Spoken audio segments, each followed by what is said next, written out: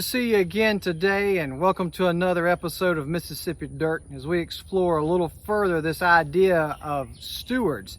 A steward is somebody who has been given the responsibility to look after or care after the possessions of somebody else. In this case, it's the good Lord who has created this planet and has given to us as humanity people the caretaking and the managing role over the earth. The Bible tells us in Genesis 1:28 that God blessed them, talking about Adam and Eve, and said to them, "Be fruitful and multiply, fill the earth and subdue it."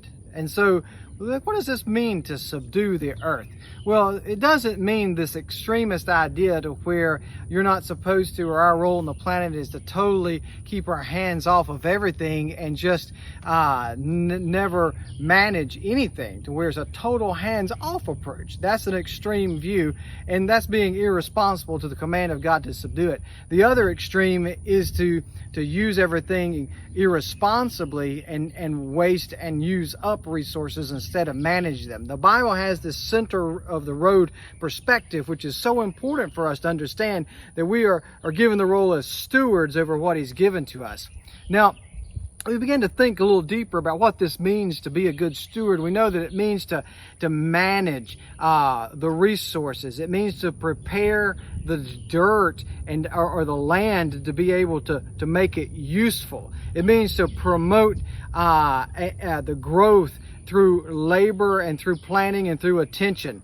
That is to acquire something even to develop it. All of these things have to do with that. And really, I've just given you the definition of one word that sums up all of those meanings, and that is cultivate. To cultivate. And that is what subdue means, is that we should be busy about cultivating the resources that God has given to us. And you can just see it when you're living and working with your hands in the dirt, that there is this relationship between what our responsibility and how we have to cultivate things. And when we don't, it's just not used to the maximum of its potential. And so when you're thinking about land, like I'm standing here right now in this field, it's growing wheat, it's growing red clover, but back behind me there's just a bunch of things that have just grown up, and over time, over the last 15 years or so, hadn't really tended to it, haven't really done anything with it.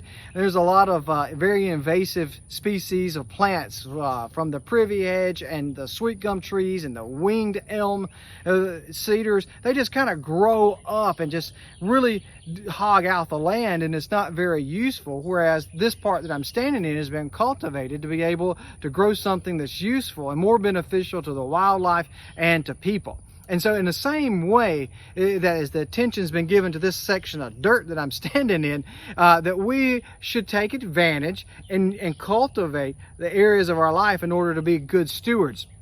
You see, that whatever property that you've been given, it may be a good section of land. It may be your house that sits on a half acre or an acre, and you have your yard, or maybe it's even your house itself. Maybe you're in an apartment or a house with a zero lot line. You don't have a whole lot of yard, but you do have the property that God has given to you, and that God says that in the principle is that you are to care for and manage what you've been given in order to sustain it and to improve it.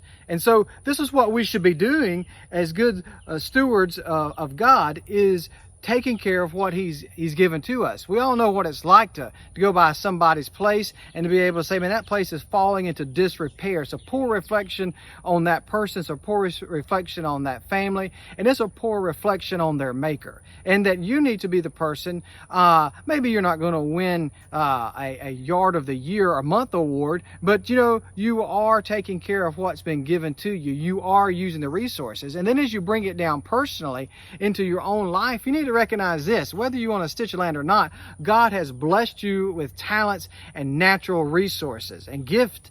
And so you need to be taking advantage of those things and seeing how you can better yourself. that wherever you are, you should be learning something. You should be able to better yourself. You should be able to be putting into practice the things that you have. If you've got a talent for something, you've got a knack for something, well, that's God's niche for you. You should play to your strengths. You shouldn't be trying to always spend all your time on trying to create something that's not there, but you are discovering what's there and then maximizing it to its fullest potential. And that's what it means to cultivate and to be able to cooperate with God in what He's given to us.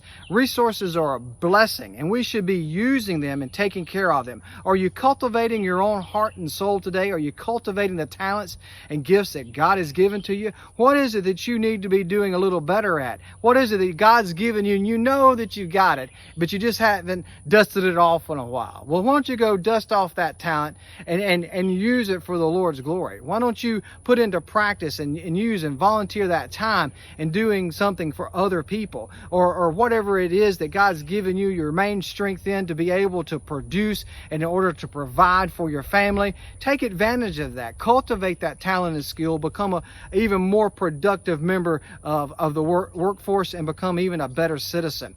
And most of all, as we use these talents, we become a better citizen of the country we live in, but also a better citizen of the kingdom of God. And it reflects well on our Father, our Creator. Take these truths to heart, and God bless.